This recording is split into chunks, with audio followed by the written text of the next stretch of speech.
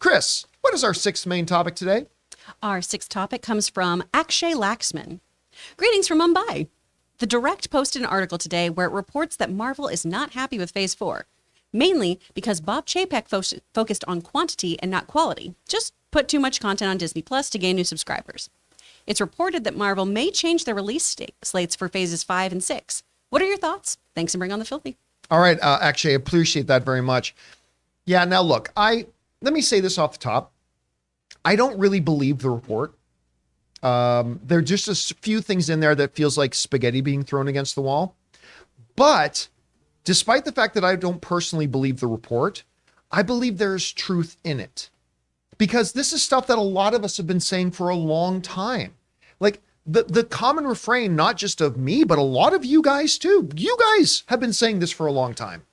Those of you watching the show have been saying for a long time that it's become kind of clear that the sheer volume of content's becoming Marvel. What I saw a statistic that it's like over the first 10 years and the first 3 phases, like 23 Marvel projects have come out.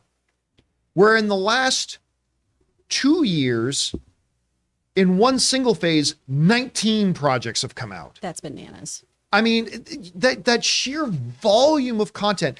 We have said on this show, you as fans have been saying that obviously Kevin Feige no longer has as direct control over the projects and the Q&A, or not Q&A, but the QA, quality control and quality assurance over the projects that he used to have. There are some projects where he entirely keeps his hands off it altogether.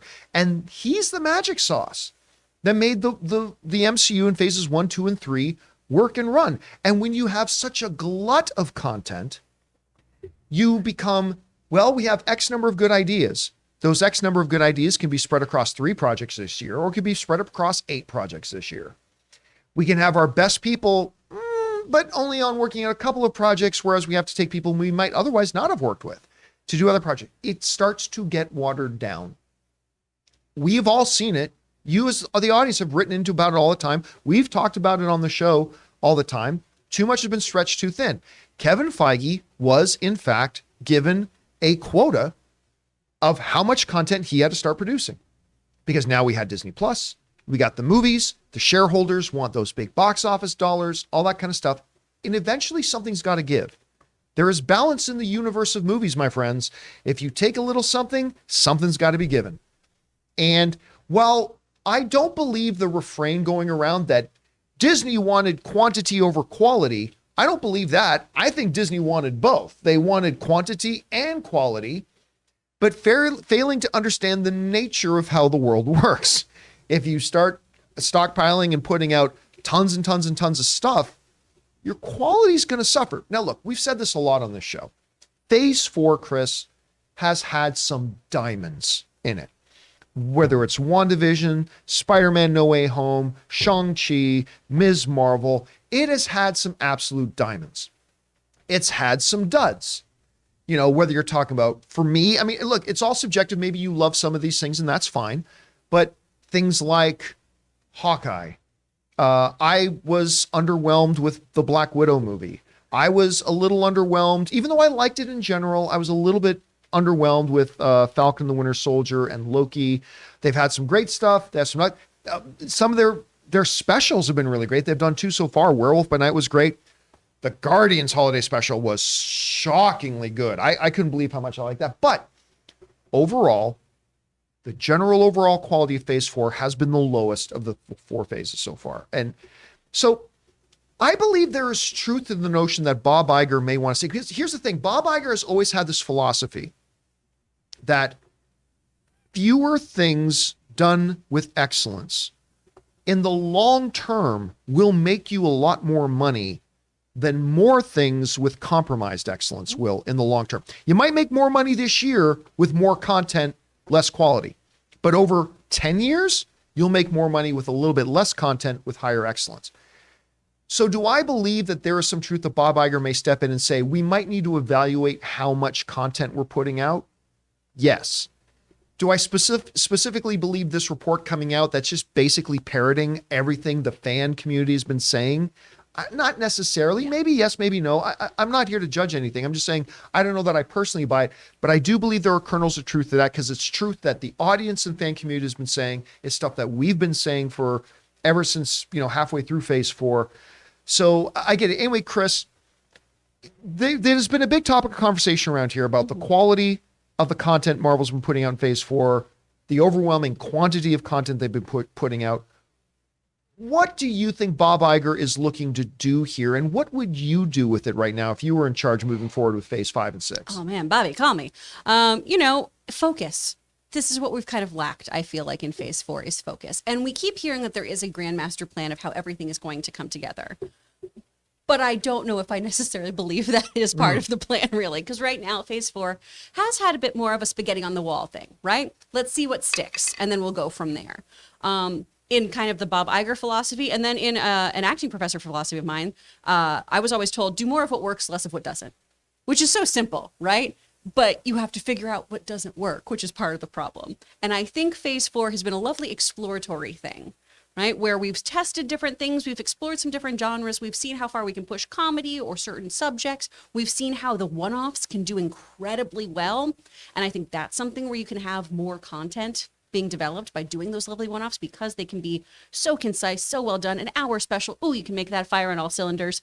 And then certain things, I know She-Hulk didn't really work for you, right? Yeah, it did not work for me, you. unfortunately. There were moments of, to be all Celine Dion about it, there were moments of gold and there were flashes of light. There were things I wouldn't want to do again. But I think that they had a real big learning curve this year, especially with trying to create so much stuff for a streaming platform, as well as doing things for the cinema. So I think moving forward, they are going to kind of tamper down what they're doing a little bit. And I do agree with you that there's a kernel of truth here. The best rumors are kind of a where there's smoke, there's fire situation, right? So you take something that absolutely has some truth to it and you expand upon it. Now, do I think everyone's sitting down and being like, well, Phase 4 has been trash and we all should feel bad about it? No, I think they're going to use this as a learning opportunity to streamline things a bit more.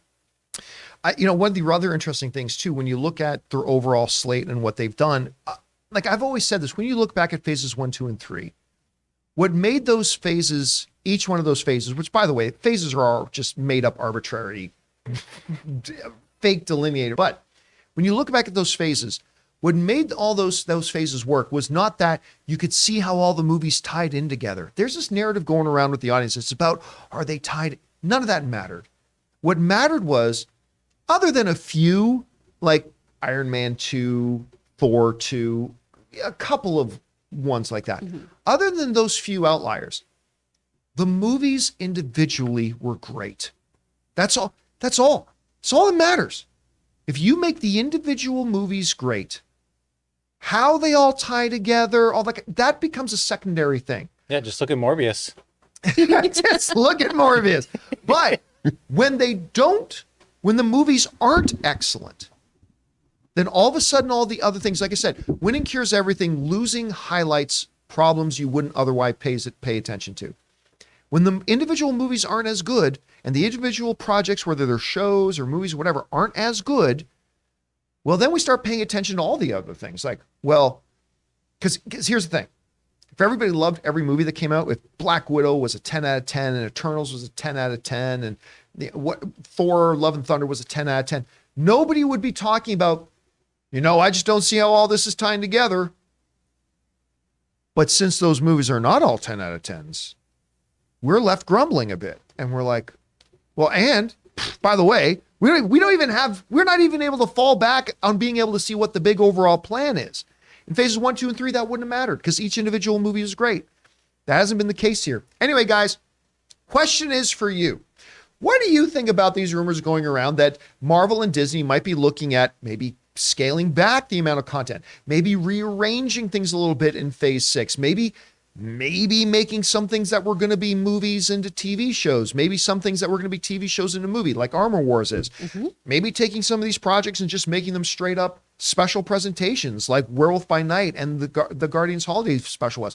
I don't know. What do you guys think about this? How do you think this is all going to turn out? Whatever you guys think, jump down to the comment section below and leave your thoughts there. We want to take a second to thank a sponsor of this video, Raycon. Guys, the holiday season is upon us, so in the spirit of giving, allow me to give you my recommendation.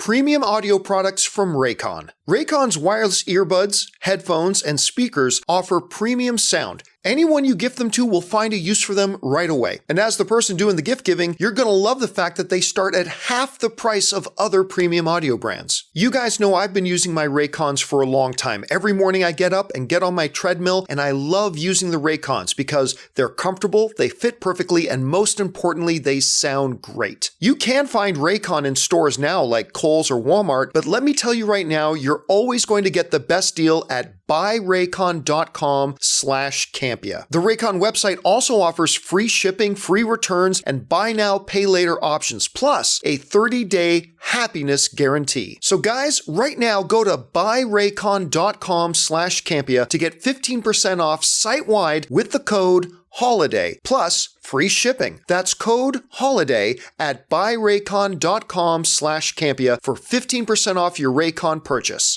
buyraycon.com/Campea.